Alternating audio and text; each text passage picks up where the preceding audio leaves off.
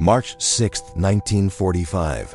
The city of Cologne is a skeleton of stone and twisted, steeled out a cold German morning. Dust hangs in the air, tasting of plaster and defeat. Near the great, scarred cathedral, a predator lurks. A Panzer V, the Panther. Its crew, veterans of the front, scan the rubble-choked intersection. They have killed dozens of American tanks. They know the familiar shape of the Sherman. Its high profile, its vulnerable armor. They wait for another easy kill. Then something new emerges from the smoke. It is low, wide. The long barrel of its main gun seems to stretch impossibly far. This is not a Sherman. Before the German gunner can traverse his turret, a brilliant flash erupts from the American machine. A high-velocity crack echoes between the ruins. The 90mm shell strikes the Panther's side. Steel, meant to stop any Allied round, peels open like paper. For the German Panzerwaffe, a terrifying new equation had just been written on the battlefield. That equation had been calculated in blood since the summer of 1944. When Allied forces stormed the beaches of Normandy, they brought with them the M4 Sherman. It was the workhorse of the U.S. Army. Over 50,000 would be built. Its design prioritized mechanical reliability, ease of transport, and speed. Its 75mm main gun was a superb infantry support weapon, effective against machine gun nests, fortifications, and light German armor. It was the product of a strategic doctrine that saw tanks as tools for exploitation, for rapid advances after a breakthrough. The job of killing enemy tanks was meant for specialized, more mobile vehicles, the tank destroyers. But in the claustrophobic hedgerow country of France, doctrine collided with a brutal reality. That reality was the German Panzerwaffe. Specifically, the Panzer V Panther and the Panzer V Tiger. These were not infantry support vehicles. They were purpose-built predators, engineered for tank-on-tank combat. The Panther's long 75mm gun fired a shell at a velocity the Sherman's gun could not hope to match. Its thickly sloped frontal armor could deflect American rounds with contemptuous ease. The Tiger, with its legendary 88mm gun, was a mobile fortress capable of destroying Allied tanks from over a mile away. For American tankers, the tactical situation was grim. To kill a Panther from the front, a Sherman crew had to close to within a few hundred yards well inside the Germans' effective range. The math was brutal. It often took 4 or 5 Shermans, executing flanking maneuvers under fire, to guarantee the destruction of a single Panther. The cost was high. Experienced crews were lost at an alarming rate. They called the Sherman a Ronson after the popular lighter, quipping that it lights up the first time. Every time. The sentiment, born of gallows humor, spoke to a deadly truth about their tank survivability. The discrepancy was not an accident, but a consequence of deeply entrenched philosophy within U.S. Army ground forces. Its commander, General Leslie J. McNair, was a staunch advocate for a light mobile army. He resisted the development of a heavy American tank, believing it would be too slow, too difficult to transport, and a logistical nightmare. He championed the tank destroyer concept, insisting that lightly armored, fast-moving vehicles with powerful guns were the correct counter to German heavy armor. The M10, M18, and M26 tank destroyers were effective, but they were not tanks. Their thin armor and open-top turrets made them vulnerable on a chaotic, fluid battlefield. They could not lead a charge. This doctrinal stalemate persisted through the fall of 1944 as Allied armies ground their way toward the German border. The debate remained largely academic, confined to memoranda and ordnance committees. Then came December 16, 1944. In the frozen quiet of the Ardennes forest, the German war machine launched its last great offensive.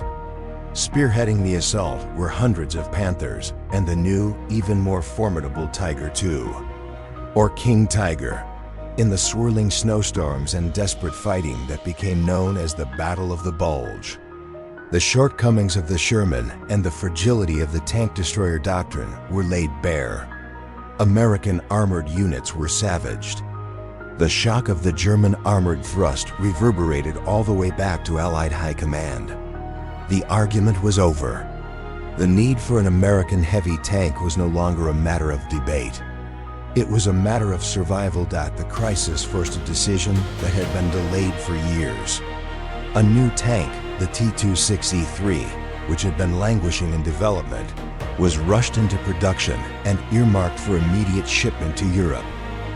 This new tank was not a miracle weapon, born overnight from the desperation of the Ardennes.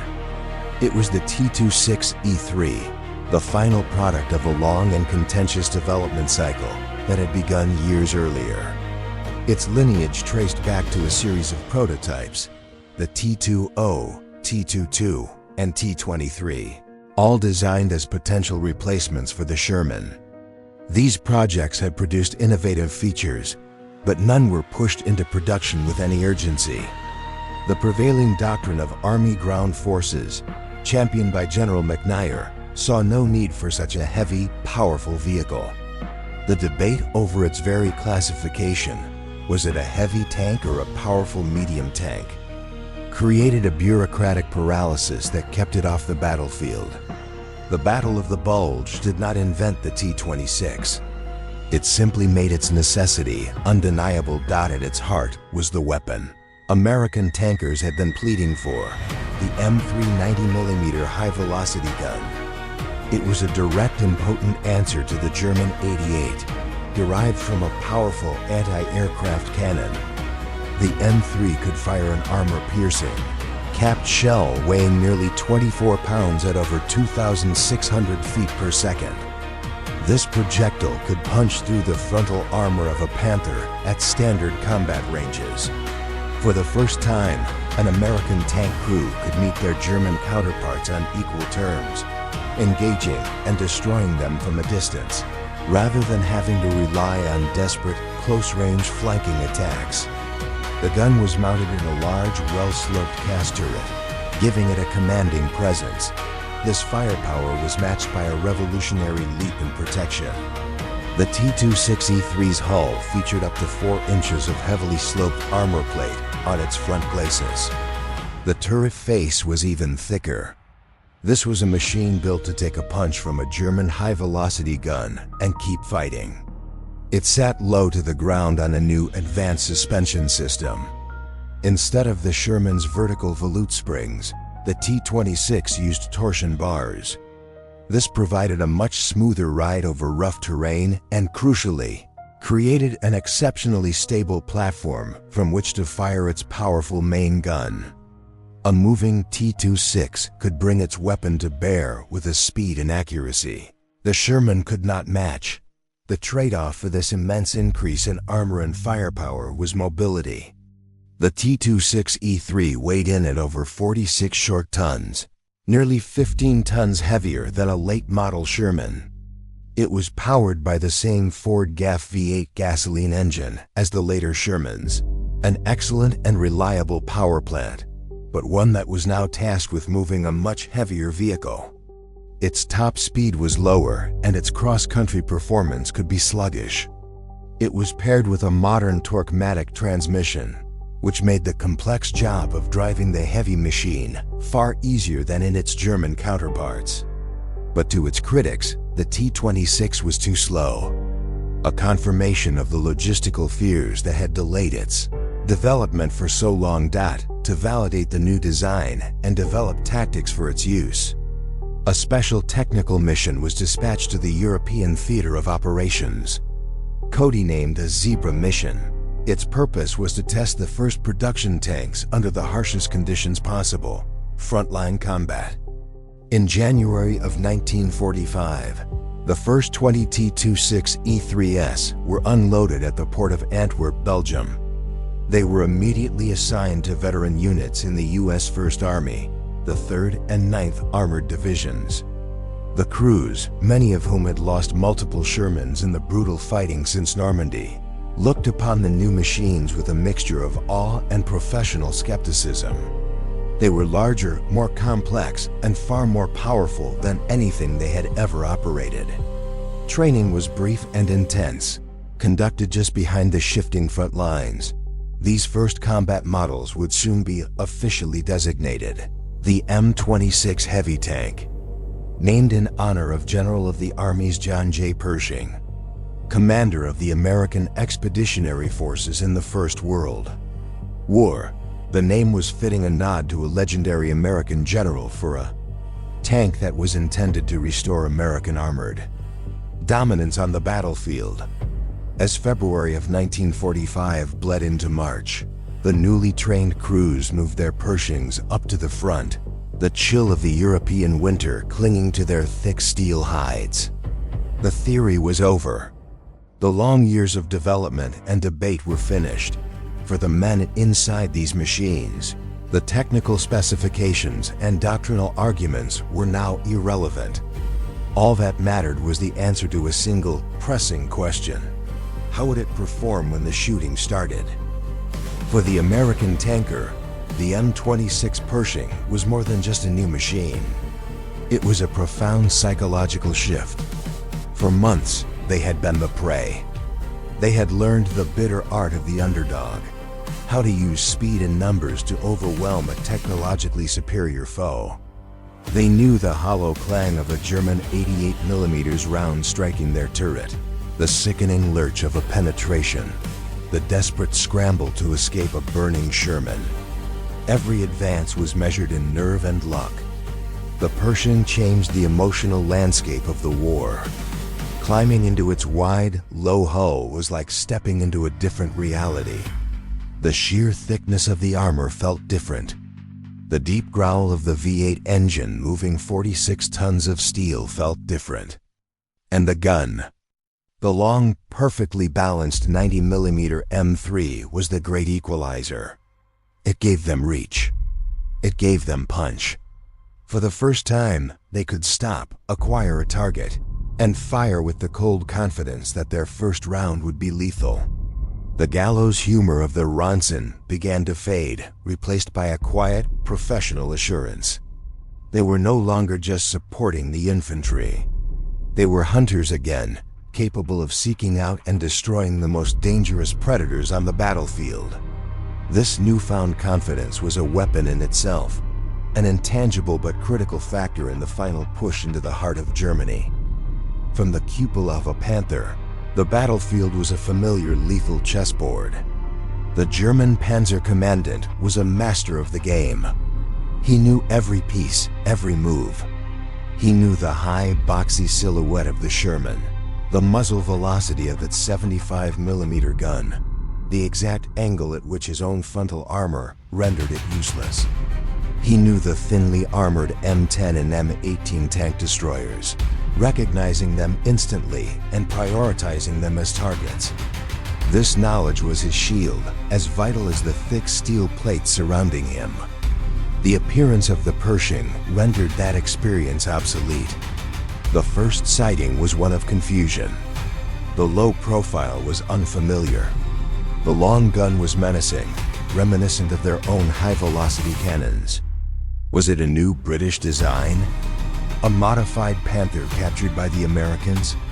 The moment of truth arrived with the sharp, flat crack of the 90mm gun. The impact was not the expected dull thud of a deflected round, but a catastrophic, armor-shattering explosion. For a veteran crew that had felt invincible, that had watched dozens of Allied shells spark harmlessly off their glacis plate, this was an unimaginable shock. The psychological armor of superiority was stripped away in an instant. A new, unknown, and deadly piece was on the board, and the old rules of the game no longer applied. This shift in psychology translated directly into a new tactical reality. Before the Pershing, American armored doctrine against heavy German tanks was one of attrition and maneuver. A dug-in Tiger or Panther could halt an entire armored column, forcing a time-consuming and costly response. Shermans would be tasked with fixing the target, suppressing it with fire while tank destroyers or other Shermans attempted a wide, dangerous flanking maneuver. Often, the only reliable answer was a call for air support. The Pershing rewrote the playbook. It was a tool of direct confrontation. An American commander could now meet a German strongpoint head-on. A Pershing platoon could be tasked to lead the advance, acting as a battering ram.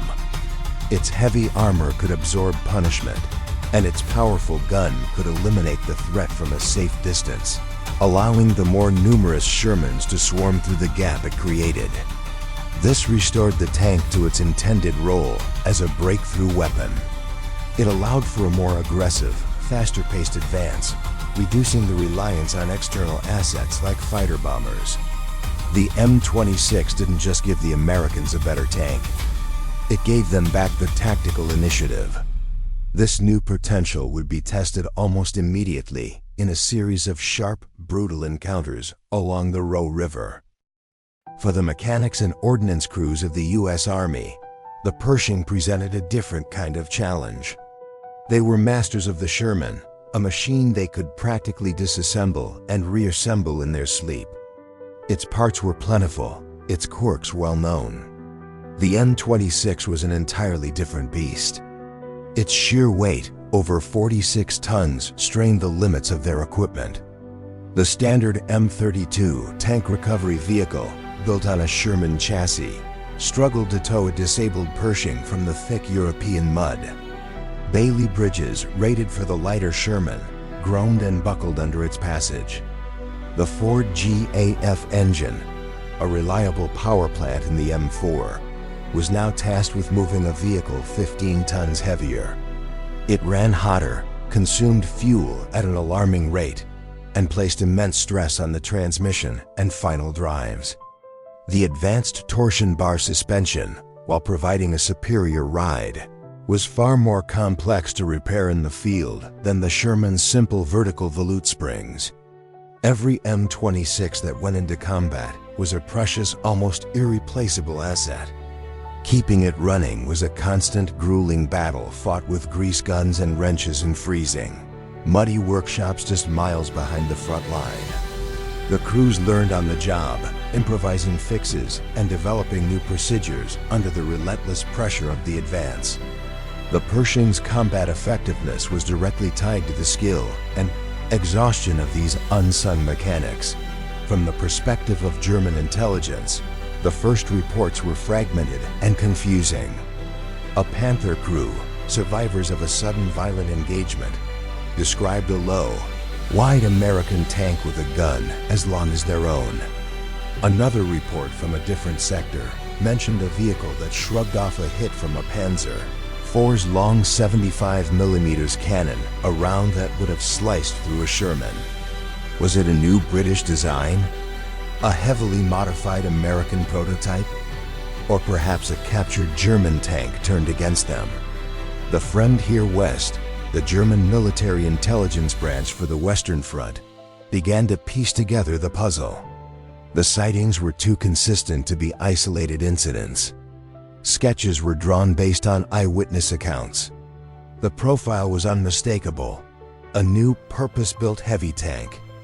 This realization sent a chill through the already beleaguered German command. It signaled that the Americans, whose war effort was defined by mass production over quality, had finally closed the technological gap.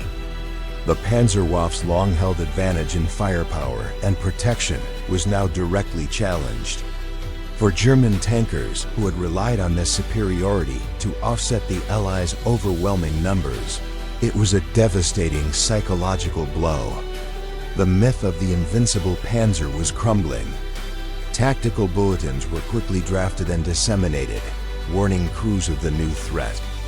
Designated simply as the 90mm gun tank M26, these hastily written warnings and tactical diagrams, passed down to weary crews at the front, would soon be tested by the harsh reality of muzzle flash and impacting steel. The test began in the final week of February. 1945, the U.S. Ninth Army launched Operation Grenade, a massive assault to cross the Roe River and drive into the heartland of the Reich. Attached to the veteran 3rd Armored Division, a handful of the new T-26E3 Pershings rumbled toward the front. Their crews, trained for mere weeks, were now tasked with leading the charge. The hastily printed German intelligence bulletins were about to be written in blood and fire. On the afternoon of February 26th, near the German town of Elsdorf, the theory of the Pershing met the reality of the Tiger. A German Tiger I, a veteran of the Eastern Front, lay in a well-concealed ambush position. It had already destroyed 2 M4 Shermans, halting the American advance. The company commander called for the new heavy tank. Sergeant Nick Mashlonik, commanding a T-26E3 nicknamed Fireball, moved his 46-ton machine forward. Using a pile of rubble for cover. The Tiger's commander saw the new shape emerge. He ordered his gunner to fire. The 88mm shell screamed past the Pershing's turret, missing by inches. Mashlonik's gunner, Corporal John Jack Irwin, had the Tiger framed in his sight. He needed no complex calculations. His orders were simple: fire the 90mm T-33 armor-piercing round. He squeezed the trigger. The shell crossed the 900 yards in just over a second, striking the Tiger's thick frontal armor just below the gun mantlet. It punched straight through. A second round slammed into the same spot, followed by a third into the turret side. The Tiger, the most feared tank on the battlefield, erupted in a plume of smoke and flame. The duel had lasted less than a minute. For the first time, an American tank had met a Tiger head-on in a straight fight and won decisively. But the battlefield gives hard lessons. The very next day, in the same vicinity, another T-26E3 from F Company, 33rd Armored Regiment, pushed forward. As it crested a small rise, a German Naschen tank destroyer, hidden in a building 300 yards away, fired its own long-barreled 88mm gun. The high-velocity shell struck the Pershing's lower hull, penetrating the armor and igniting ammunition stored on the floor. The tank was consumed by a flash fire. The gunner and loader were killed instantly. The Pershing was a formidable weapon, but it was not invincible. A well-aimed shot from a powerful German gun could still prove fatal. The new American tankers learned the same lesson their German counterparts were learning: superiority was no guarantee of survival. The advance continued, grinding through German towns that had become fortresses. By the first week of March, the 3rd Armored Division had reached the outskirts of Cologne, the 4th largest city in Germany. The fighting was brutal, street by street, house by house. German resistance was collapsing, but pockets of die-hard defenders fought with suicidal determination. On March 6th, the battle reached the city's iconic center. The great twin spires of the Cologne Cathedral looming over the devastation in the streets below. A tank from F Company, 32nd Armored Regiment, cautiously approached an intersection. A German Panther tank, perfectly positioned in the rubble near the train station, was waiting. The Panther fired. Its 75mm high-velocity shell tore through the Sherman's thin side armor. The American tank shuddered to a halt, burning fiercely. 3 of its crew were killed. The Panther had blocked the intersection, halting the American column. A call went out to E Company. Sergeant Robert Early and his crew were ordered to move their T-26E3 Pershing forward and eliminate the threat. They knew exactly where the Panther was. They knew it had just killed their comrades. Accompanying them on foot was Signal Corps Sergeant Jim Bates, carrying a Bell and Howell film camera. He was there to document the new tank in action. The Pershing rumbled slowly down the street, its steel tracks clattering over the debris. The crew was buttoned up, peering through their narrow vision slits. Every window, every pile of rubble, could hide a Panzerfaust team. But the immediate danger was the Panther, lying in wait just around the next corner. Early directed his driver, Private First Class John Jaluka, to halt just short of the intersection. They could hear the low thrum of the Panther's Maybach engine. The German crew knew another American tank was coming. They were traversing their turret, preparing to meet it. Inside the Pershing, the air was thick with tension. Gunner Clarence Smoyer laid his hand on the trigger of the 90mm gun. The cameraman, Sergeant Bates, found a position in a blasted-out window, raised his camera, and began filming. The moment was set. A duel in the shadow of the cathedral. A predator waiting for its prey. But this time, the prey was something new. Something the Panther had never faced before. Sergeant Early gave the order. Take it out into the intersection. Gun left, Private Jaluka eased the throttle forward. The Pershing lurched, its 46 tons grinding rubble into dust. For the men inside, the world shrank to the narrow view of their periscopes. The gray, shattered buildings of Cologne slid past. They were exposed, vulnerable, a target for any hidden anti-tank gun. But their focus was singular. The Panther dot as the Pershing cleared the corner. The German tank filled Corporal Smoyer's gun sight. It was less than 100 yards away, its long 75mm cannon already swinging towards them. The black cross on its turret was starkly visible. A race had begun. A contest between the speed of a German electric traverse motor and the reaction time of an American gunner. Smoyer did not wait for the tank to stop moving. He had already laid his crosshairs on the Panther's flank. His thumb depressed the firing trigger. The 90mm gun bucked in its mount, filling the turret with a deafening roar and the sharp smell of cordite. The T-33 armor-piercing shell, a solid shot of hardened steel, crossed the short distance in an instant. It struck the Panther's right side hull armor, just above the tracks.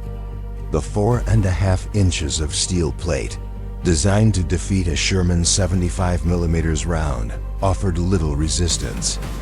The 90mm projectile punched through, sending a shower of white-hot metal spall ricocheting through the German tank's fighting compartment. Through his sight, Smoyer saw the hit.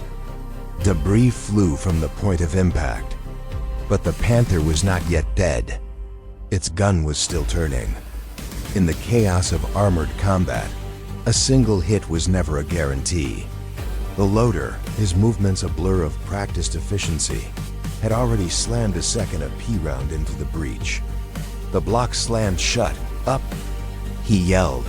Smoyer adjusted his aim slightly, traversing up to the turret. He fired again. The second 90mm round struck the Panther's gun mantlet, a massive casting of curved steel designed to be the strongest point on the tank.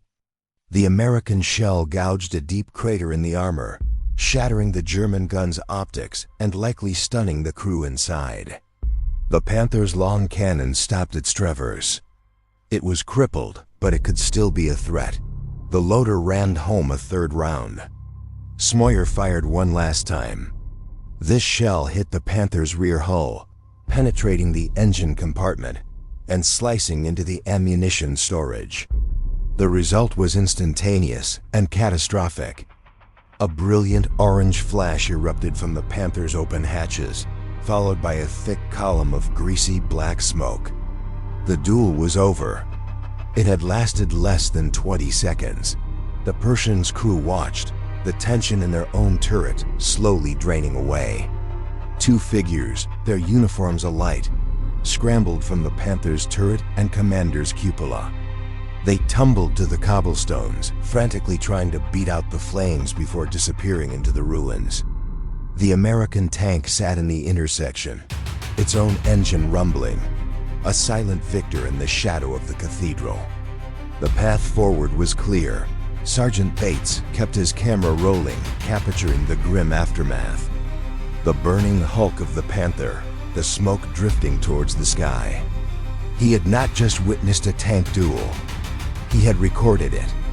He had captured undeniable visceral proof of the new battlefield reality. This footage, a few minutes of grainy, silent, black and white film, would become more than just a combat report. It was a testament, a piece of evidence that would be analyzed by ordnance experts and shown to recruits for years to come. The isolated reports and scattered rumors from the front were now confirmed in the most dramatic way possible. The reign of the German Panther was over. In the sudden quiet of the Cologne intersection, the only sounds were the crackle of flames and the low rumble of the Pershing's engine. The duel was over. The German Panther, belonging to the 106th Panzer Brigade Feldherrnhau, was a funeral pyre. 3 of its 5-man crew were dead inside, victims of the 90mm shell's catastrophic impact. 2 had escaped, but were badly burned. The cost for the Americans had already been paid moments earlier. The crew of the destroyed Sherman from F Company had lost 3 men, a stark reminder of the Panther's lethality. Inside Sergeant Early's Pershing, there were no casualties. Not a single penetrating hit.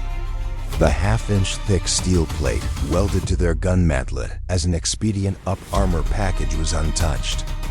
The air in their turret was thick with the lingering smell of burnt propellant, but also with the palpable sense of relief. They had met the enemy's best, and they had won. This single dramatic event, captured forever on celluloid, was the most visible data point in a brutal, real-world experiment. The Zebra mission was collecting its findings. The duel in Cologne was not an isolated incident, but part of a pattern emerging across the front. Just 9 days earlier, Sergeant Mashlonik's kill against the Tiger I at Elsdorf had provided the first proof of concept. It demonstrated the Pershing's ability to engage and destroy Germany's heaviest armor in a head-to-head fight. The loss of another Pershing to a Nashorn tank destroyer the following day served as a grim counterpoint, a lesson that the new tank's formidable armor had its limits. Every engagement was meticulously documented. After action reports filed by the 3rd and 9th Armored Divisions noted the type of enemy vehicle, the range of the engagement, the number of rounds fired, and the observed results, the initial reports were overwhelmingly positive. The 90mm gun was performing exactly as ordnance experts had hoped. Its high-velocity armor-piercing rounds could reliably defeat the frontal armor of both the Panther and the Tiger I at standard combat ranges. Crews reported a massive boost in confidence, no longer feeling outgunned by their German adversaries. They praised the tank's low silhouette and the stability of its torsion bar suspension, which allowed for faster and more accurate gunnery than the Sherman. The psychological impact was immediate. For the first time, American tankers were actively seeking out duels with German heavy tanks, reversing the tactical dynamic that had dominated the fighting since Normandy. But the reports also highlighted the machine's weaknesses. The Pershing was underpowered. Its Ford GAF V8 engine, adequate for the 32-ton Sherman, struggled to move the 46-ton T-26. On soft ground or steep inclines, it was sluggish.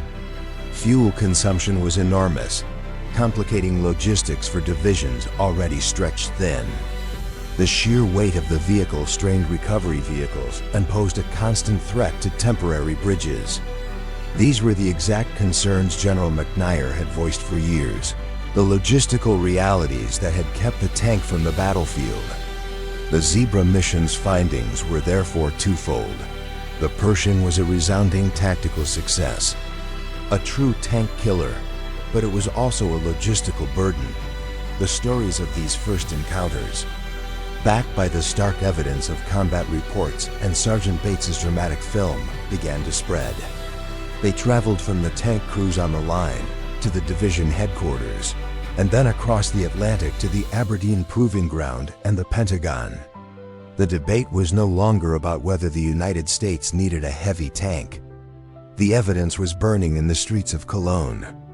The question now was how this new weapon would change the final months of the war and the future of American armored doctrine itself. That change was felt almost immediately, but it was not a tidal wave. It was a sharp, piercing point. By the end of the war in Europe, only about 310 T-26E3 Pershings had reached the theater. Of those, 200 were issued to combat units. The vast majority of American tankers would finish the war in the same M4 Sherman they had started with. The Pershing did not win the war. That was a victory secured by overwhelming numbers, industrial might, and total air supremacy. Instead, the M26 changed the nature of how specific battles were won. It became a specialized tool, a surgeon's scalpel wielded by commanders at critical moments. Where a Panther or a Tiger had once been an impassable obstacle, it was now a priority target for a Pershing platoon. American armored columns began to move with a new, more aggressive posture.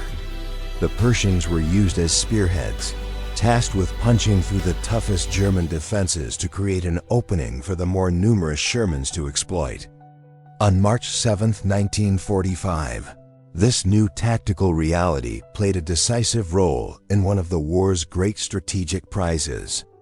As elements of the 9th Armored Division raced into the town of Remagen, they found the Ludendorff Bridge over the Rhine River miraculously still standing. A T-26E3 Pershing was among the very first American tanks to cross.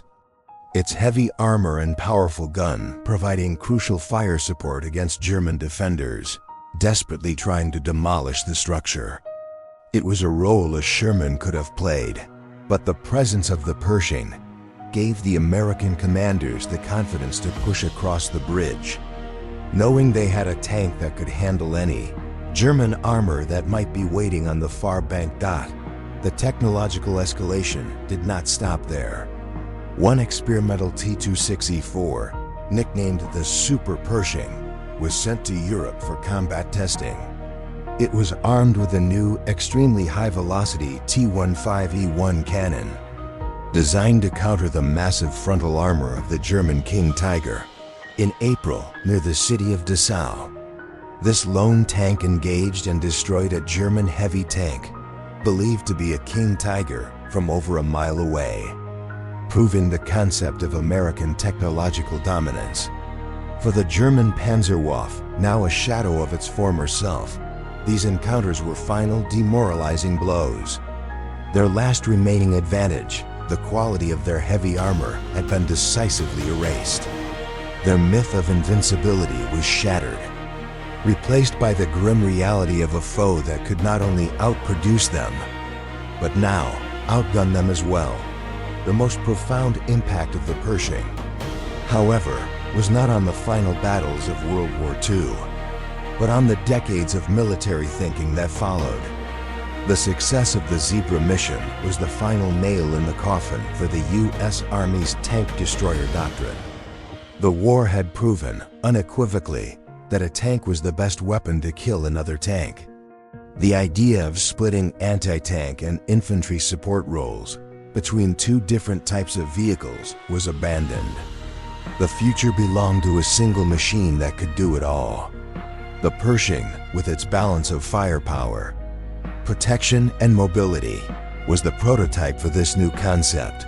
The main battle tank, reclassified as a medium tank after the war, the M26 Pershing became the direct ancestor of the M46, M47, and M48 Patton series of tanks that would form the backbone of American and NATO armored forces throughout the Cold War. The hard-won lessons from Elsdorf, Cologne, and Remagen were codified in steel. They informed the design of every American tank for the next half-century. The Pershing's brief, violent combat debut in the twilight of the Third Reich was more than just the introduction of a new weapon. It was the closing of one chapter in armored warfare and the forceful, explosive writing of the first page of the next.